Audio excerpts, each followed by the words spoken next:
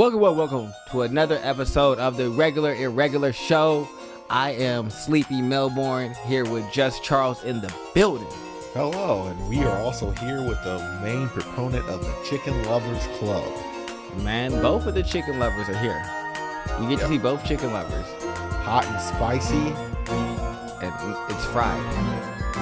Fried chicken or the, I think it's like barbecue, something like that. But regardless, we are here to talk about the first 2 episodes of Tower of God. They have come in fast, hot, and spicy. Ooh, our boy Jude. The old man Grace. We know nothing about this person. We know nothing. He is no one that we know. We got dude with a weird umbrella spear. All I know is we got the 2 living ignition weapons. We don't know anything about anyone right now. We get to see in the first episode basically Prince. Introductions. Yeah, we get to see Prince basically be himself to figure out that situation that we're in. Figure out that he's not capable of going past the 20th floor because he gets burnt up by Yenon in the first, well, not his first attempt, but the first attempt that we get to see. His most recent attempt. Yes. And then now he is here again trying to go up past the 20th floor and take the challenges and move through all of the tests with Viol. And, well, he gets Viol to not attack anybody in the first stage. He says, let's just save our energy for the next round and let's just relax. And Viol, feeling no real need to fight since he wasn't attacked, just chills. Don't pick me fight. Until it becomes time for everybody to go. Then Viol starts to hunt. He starts smacking up everybody until Wingman throws this like smoke bomb blast at him, which somehow damages Viol. We're not sure. Wingman's not sure. No one's sure. But that's okay.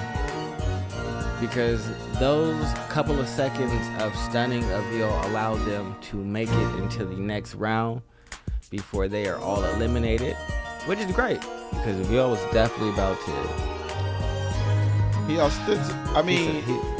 Contextually, the reason why the old man Grace is doing what he wants to do is he doesn't want anybody associated with him to get painted with the same brush. Yeah. But so he's not doing this just to be a jerk. But we all know he's Bam. No, we don't. Yes, we do.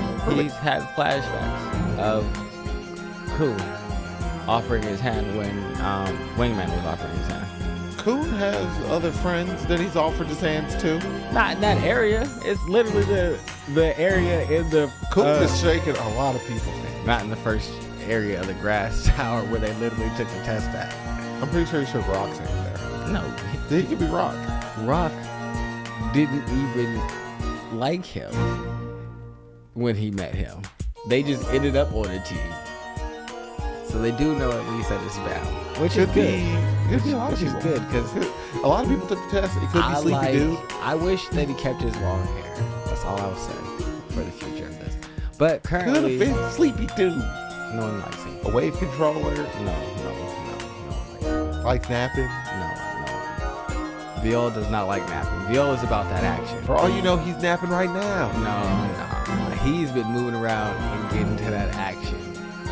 He tells everybody after he does his strength test that I don't want any of you guys on my team, honestly, because none of you guys are worthy, and it would be a waste of like my time to have to like take you guys along with me. The test administrator does not agree, mostly because he has a grudge against Fug, which we learn later on in the episode when he is telling the test director that regardless of what he says, he's going to go and handle Fug because that's what needs to be done. And It's like, say you just go tell your boss, nah, screw what you said. I'm doing what I want. I mean, he keeps doing it. He does it a lot. That's why he gets fired. I mean, doesn't he do the same thing at the train too? But he was his own person then because he had gotten fired from this. Because he did this. I mean, this really isn't even about his hatred of Thug. It's just the only other person. The opposing side of the Chicken Lovers Club is in Thug, so that's the entire reason for despising him. Nah. Thug actually did things to his family. He don't know that the other dude is in Thug. Which is good. Because they just have a beef based on chicken. He doesn't expose that he's also a member of Thug. Hot and spicy! I think Thug killed family members or something. yes. But regardless, when We have digressed.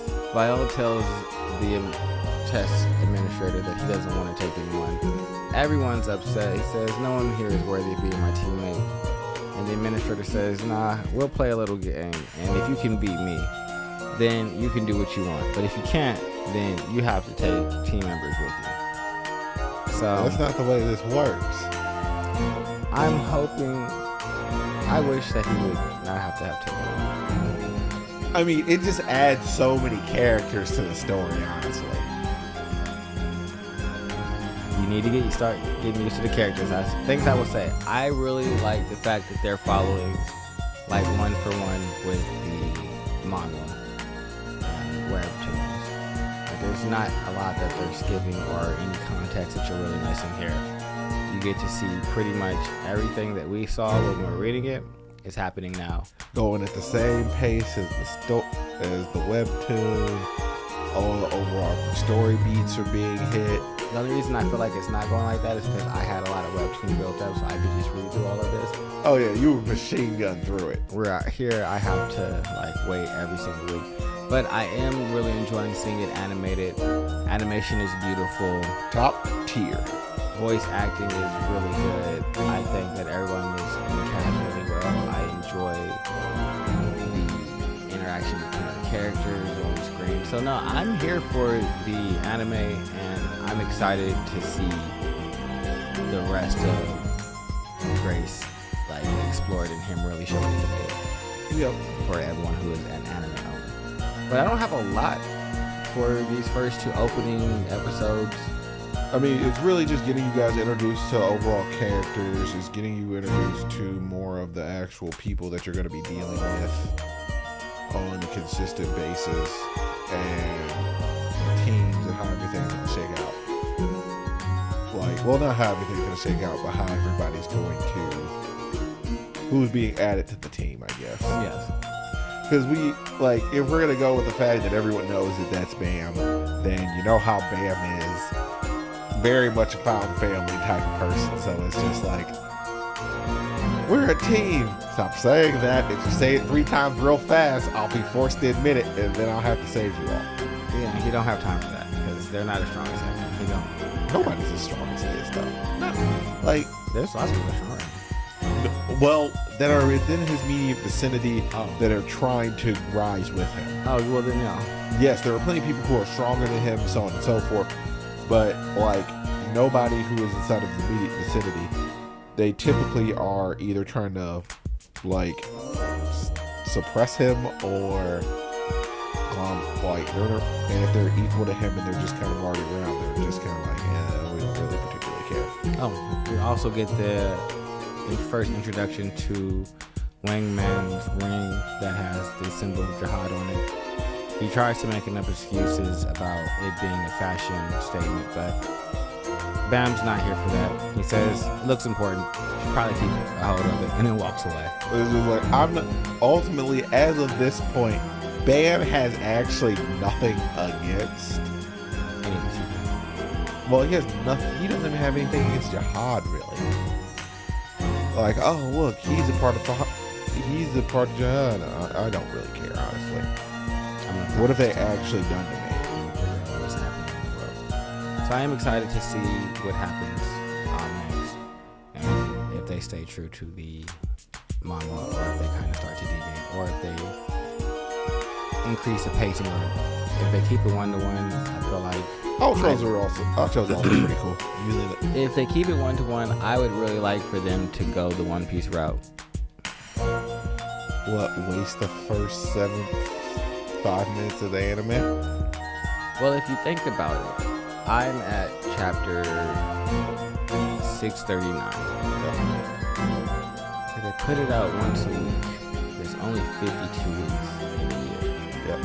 That's still like Chapter and a half. almost Oh, that's 10 years. You got hundreds of it. I would rather them never run out of content, never be forced to actually thin things out. But you have like 10 years worth of content. Yeah. So you can do like for a couple 48 episode seasons as opposed to that. But the moment you start pushing it and you start getting close to an arc, it's time to go seasonal. And I'm good in art. I would like it to just be like episodic, kind of like I said, like Everyone says that until you get to the point where One Piece is and you're wasting half of an episode every time. I'm fine with that. I love it with a burning passion. It's a waste of my time. I like that every week. I'm not here for 10-minute animes. But I also don't think that this is going to go on as long as that, where in the decade of the content, because they literally have a decade worth of content right now, that they're going to like catch up to it before it ends. Like with One Piece kind of like started 1-to-1, where it's like, all right, you're kind of successful, let's just get this anime out there. Well, it started inside the era of Toei Animation. We're going to do weekly, and then we're going to do a giant filler arc whenever we catch up. Yeah. And now we don't do filler arcs anymore. So I'm fine with the 1 season per year type thing. Even if it's a 24 episode season, so that means you animate for half, you're on for half. I'm good with that with things that don't have enough content, but when it does have enough content, I think that's the other way is better. I would always rather have more content. So In certain things, there's no catching up. It's just not logical to think that you're going to catch up in 10 years, but you're behind. people said that about One Piece, and they caught up.